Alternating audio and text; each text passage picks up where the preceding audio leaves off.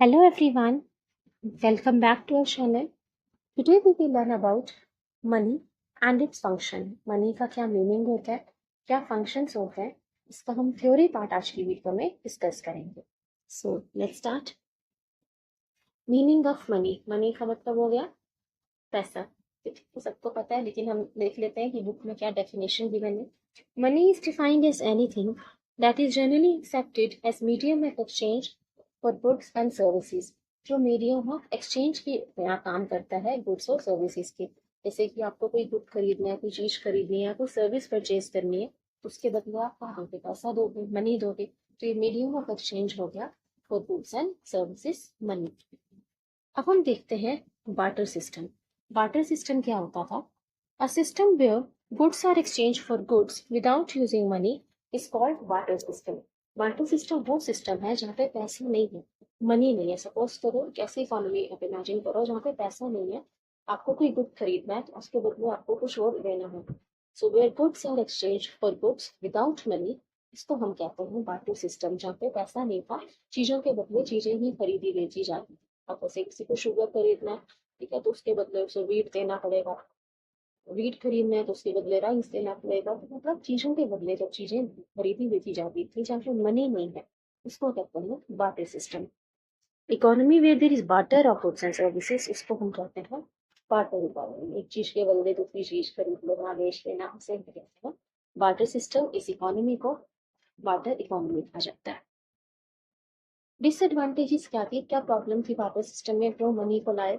Barter system में क्या problem थी? सबसे पहला, डबल कोइंसिडेंस ऑफ वांट्स. दोनों की वांट्स एक जैसी होनी चाहिए. मतलब barter system requires double coincidence of wants. A seller has to find someone who wants to buy what he wants to sell. अब किसी को अपना कोई गुड बेचना है तो उसे किसी ऐसे को ढूंढना पड़ेगा जो वो खरीदना चाहता हो, जो सेलर के पास हो, और वो बायर अपना गुड बेचने को तैयार हो सेलर को. एग्जाम्पल से समझते हैं. Example, A wants to sell shirt in exchange of books. A अपनी शर्ट बेचने को तैयार है और बुक्स के एक्सचेंज में बुक्स खरीदना चाहे. तो उसे किसी ऐसे को ढूंढना पड़ेगा who is ready to buy shirt and sell his book. जो शर्ट खरीदने को तैयार हो और बुक्स बेचने को तैयार हो. अब ए को बुक्स चाहिए और बुक्स के बदले वो अपनी शर्ट बेचना चाहता है, तो उसे किसी ऐसे को ढूंढना पड़ेगा जो शर्ट खरीदने के लिए तैयार हो और बुक्स बेचने के लिए तैयार हो. काफी मुश्किल हो जाएगा इसे ढूंढने में कि उसके पास वही बुक्स हो जो ए को चाहिए, फिर वो अपने शर्ट खरीदने को तैयार हो, बुक्स बेचने को तैयार हो. डबल कॉन्सिक्वेंस ऑफ वांट्स, दोनों की जरूरतें एक जैसी होनी चाहिए. तो सामने वाले को वही चीज चाहिए जो आपके पास है, वही चीज चाहिए जो आपके पास है, और आपको जो चाहिए वो सामने वाले के पास होना चाहिए. तो वही प्रॉब्लम होती थी डबल कॉन्सिडेंस ऑफ वांट्स में. और आज के टाइम में इसे इमेजिन करें तो बिल्कुल इम्पॉसिबल हो जाता है. चलिए नेक्स्ट देखिए. Barter lacks a common unit of value. एक कॉमन यूनिट ऑफ वैल्यू नहीं. जैसे in the barter system there is no common measure of value of goods and services.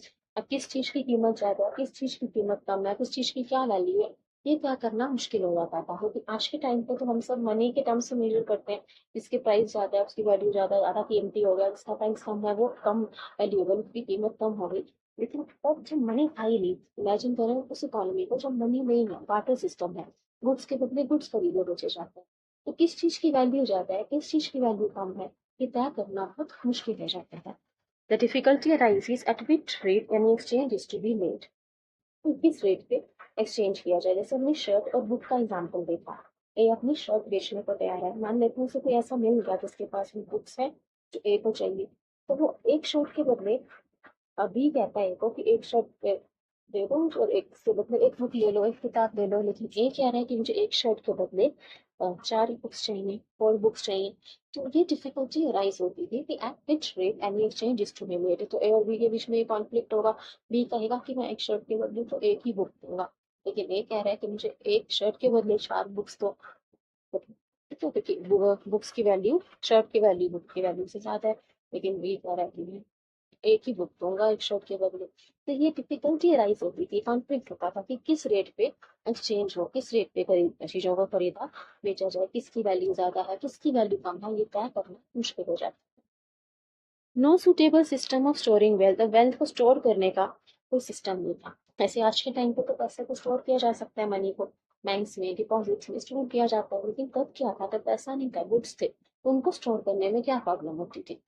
Storing wealth mean storing the purchasing power for use in future. Wealth को किस लिए store करते हैं, ताकि future में काम आ सके। For storing a good should not be perishable. अब स्टोर करने के लिए आप गुड्स को तभी स्टोर कर सकते हो अगर वो पेरिशेबल ना हो, मतलब खराब ना हो, नष्ट होने वाला ना हो। जैसे गुड्स होते थे वाटर सिस्टम में, मान लेते हैं वीट। वीट किसी ने स्टोर करी तो सालों साल अगर आप वीट स्टोर करके रखोगे तो वो खराब हो जाएगी, पेरिशेबल है। तो पेरिशेबल होना ये प्रॉब्लम होती थी। It should be easily portable. अब गुड्स के टाइम में क्या प्रॉब्लम होती थी वाटर सिस्टम में। पोर्टेबल मतलब क्या हुआ, कहीं भी उसको ले जाया जा सकता है, मूव किया जा सकता है। अब बीट को स्टोर करके कहीं भी ले जाना वह भारी होता है, तो उसको हर जगह कैरी करना प्रॉब्लम होती थी। Requires less space and be readily available for exchange with other goods. अब किसी ने बीट स्टोर करके रख दी सालों साल, तो एक तो वो पेरिशेबल है, नष्ट हो जाएगी, खराब होने का डर है। दूसरा पोर्टेबल, रखना, उसे हर जगह लेके जाना मुश्किल है। रिक्वायर लेस स्पेस, और बीट के लिए तो जगह भी ज्यादा चाहिए। And readily available for exchange with other goods. फिर भी अगर किसी ने स्टोर करके रख ली तो जरूरी नहीं है जब वो बीट वेट बेचना चाहे उसके बदले उसे वही चीज मिल जाए जो उसे चाहिए। अब उसे वीट बेच के राइस खरीदना है, हो सकता है सामने वाला उसकी वीट खरीदने को तैयार ना हो, रेडली अवेलेबल ना हो for exchange with other goods. तो ये प्रॉब्लम होती थी बार्टर सिस्टम में कि वो पेरिशेबल होते थे, स्पेस चाहिए था, पोर्टेबल नहीं थे, and readily available for exchange with other goods. तो ये प्रॉब्लम थी बार्टर सिस्टम में। ठीक है। Lack of standard of deferred payment, और क्या प्रॉब्लम होती थी, और डिसएडवांटेज ऑफ बार्टर सिस्टम की। Lack of standard of deferred payment. Deferred payment means payment to be made in future. जिस चीज की पेमेंट आप फ्यूचर में करो, जैसे लोन, बैंक से लोग लोन लेते हैं, ये उधार पे पैसा लेना, जिसका पेमेंट जो है उसी टाइम नहीं की जाती, फ्यूचर डेट पे की जाती है, उसे हम कहते हैं डेफर्ड पेमेंट। अब गुड्स के टाइम में जब पैसा नहीं था तो क्या प्रॉब्लम होती थी, lack of standard of deferred payment. In barter system of exchange, it becomes difficult to have a standard of deferred payment. The buyer may not be able to arrange exactly the same good and of the same quality that the seller wants. अब buyer ने उस time तो good खरीद ली है seller से, लेकिन future में कुछ टाइम के बाद हो सकता है वो उस गुड को अरेंज ना कर पाए, या उस क्वालिटी का अरेंज ना कर पाए वो सेलर को चाहिए। हम ऐसी में हम इमेजिन कर रहे हैं जब मनी नहीं है, फ्यूचर में कोई इन्वेस्ट के साथ पैसा नहीं बताया जाएगा, गुड के बदले गुड्स ही देनी होगी। तो फ्यूचर में आज प्रेजेंट में जो गुड उसने खरीद दी किसी ने, लेकिन फ्यूचर में उस गुड को वो अरेंज कर पाता है कि नहीं, कि उसी क्वालिटी उसी क्वांटिटी का अरेंज कर पाता है कि नहीं, तो ये प्रॉब्लम होती थी। जैसे एग्जाम्पल देखते हैं। A bought 5 kg wheat from B। A ने 5 किलो वीट लिया बी से, with a promise to return it after 3 months। Promise किया कि 3 महीने बाद वो वापस कर देगा। But after 3 months A may not be able to return the same quality और क्वांटिटी ऑफ वीट। पर 3 महीने के बाद हो सकता है वो सेम क्वालिटी अरेंज ना कर पाए वीट का जो उसने खरीदा था, फिर सेम क्वांटिटी 5 kg अरेंज ना कर पाए, तो ये दोनों के बीच में प्रॉब्लम हो जाएगी। So lack of standard of deferred payment, no suitable system of storing wealth, battle lacks a common unit of value, and double coincidence of wants। तो ये सब प्रॉब्लम्स होती थी बार्टर सिस्टम में। अब हम देखेंगे मनी में इस प्रॉब्लम को कैसे सॉल्व करते हैं। Functions of money. सबसे पहले money as a medium of exchange. अब हम किसी गुड या सर्विस खरीदते हैं तो उसके बदले पैसा देते हैं, मनी देते हैं, हमें डबल कॉन्सिडेंस ऑफ वांट्स नहीं चाहिए। अगर हमें कोई गुड खरीदना है तो हमें किसी ऐसे को नहीं ढूंढना पड़ेगा जिसके पास वो भी गुड हो जो हमें चाहिए, कि जो हम बेचना चाहते हैं गुड वो खरीदने को तैयार हो। तो आपको ऐसा नहीं करना पड़ता, आप मनी के अगेंस्ट कुछ भी खरीद बेच सकते हो, मीडियम ऑफ एक्सचेंज हमें मिल गया। So money as a medium of exchange. Money is used to buy and sell goods and services. The medium of exchange functions of money solves the problem of double coincidence of wants। जैसे कि अभी हमने discuss किया कि double coincidence of wants होना जरूरी नहीं है, आप पैसा देके कुछ भी खरीद सकते हो, बेच सकते हो। Next, money as a measure of value. Barter system में क्या प्रॉब्लम होती थी, अभी हमने देखा था, कोई कॉमन यूनिट ऑफ वैल्यू नहीं था, ये नहीं पता कर पाते थे किस चीज की वैल्यू कम है, किस चीज की वैल्यू ज्यादा है। हमने बुक और शर्ट का एग्जाम्पल देखा था। लेकिन मनी में एक measure of value, common measure of value मिल गया है। Money provides a common measure of value. अब हर चीज हम पैसों में तोल सकते हैं, हर चीज की कीमत लगा सकते हैं कि किस चीज की वैल्यू ज्यादा है, किस चीज की कितनी वैल्यू है, किस चीज की वैल्यू कम है। ठीक है, हर चीज पैसों के तराजू में तोलते हैं हम। So money as a measure of value. Money provides a common measure of value of goods and services which helps in pricing and comparison। तो जिससे आप किसी का भी प्राइस तय कर सकते हो कि जिसकी कीमत ज़्यादा है किसकी कम है, और कंपैरिजन कर सकते हैं कि किस चीज़ की प्राइस ज़्यादा हो गया किससे कम हो गया। ठीक है। It also called the unit of account function of money. Measure of value function of money को unit of account function of money भी कहते हैं। मेजर ऑफ वैल्यू या यूनिट ऑफ अकाउंट और फंक्शन ऑफ मनी एक ही बात है। अगर आपसे unit of account function of money पूछे तो यही फंक्शन बताना है, money as a measure of value. फिर है money as a store of value. Money को स्टोर करना भी इजी है। आपको बैंक्स में डिपॉजिट्स में पैसे को स्टोर किया जाता है फ्यूचर यूज के लिए। Money as a store of value means money can be stored for use in future. Future use के लिए, भविष्य में यूज करने के लिए पैसों को स्टोर किया जाता है। Money is easily portable. Money तो इजीली पोर्टेबल है, कहीं भी जा सकते हो।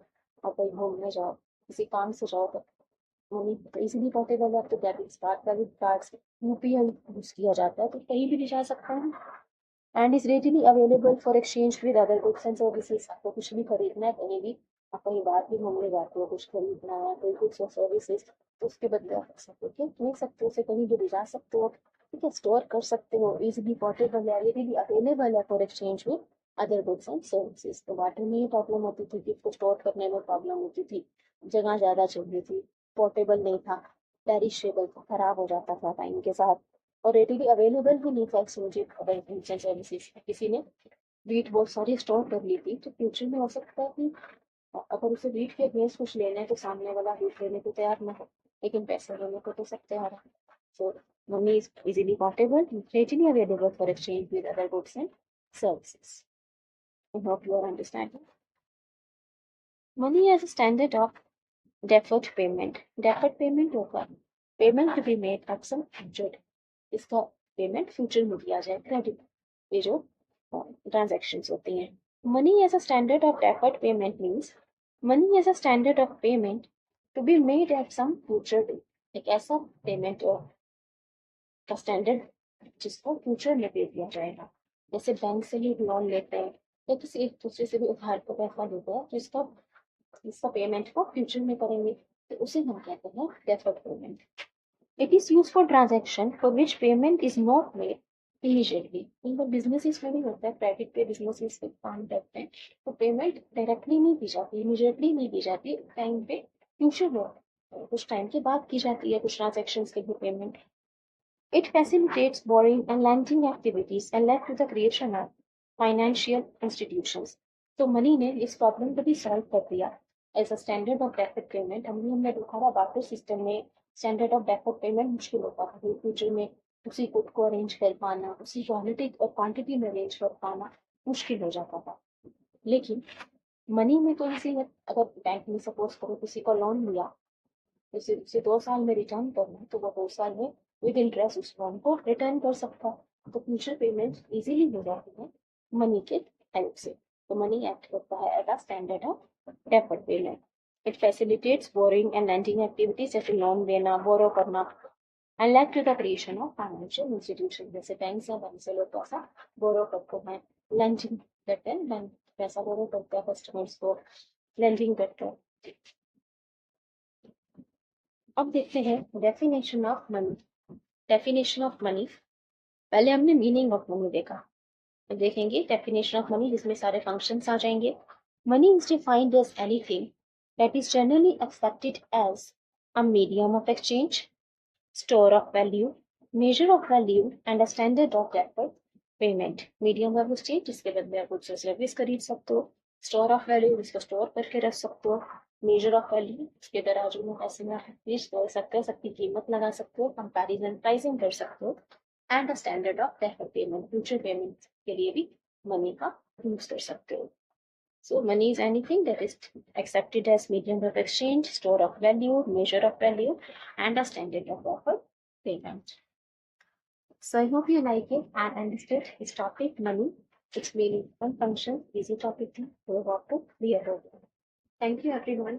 Please like, share and subscribe. Video अच्छा लगे तो जरूर share करना. If you have any queries, please feel free to ask. Thank you.